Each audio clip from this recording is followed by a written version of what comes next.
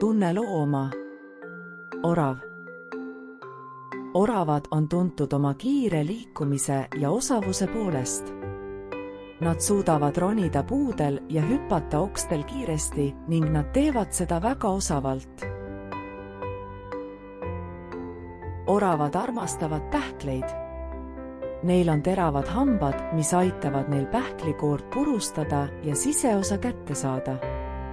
Nad koguvad endale suve teises pooles palju pähkleid, käbisid ja seemneid, et neil oleks talveks piisavalt süüa.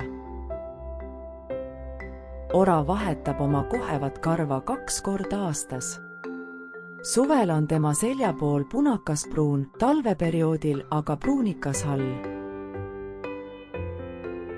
Oravatel on pikk ja karvane saba, mis aitab neil tasakaalu hoida. Eriti kui nad kiiresti puudel ronivad ja hüppavad. Orav teeb okstest pesa, tüve lähedale puude latva või puuõnde, vahel aga ka isegi suuremate lindude pesakasti. Pesa vooderdab orav kuiva rohuga.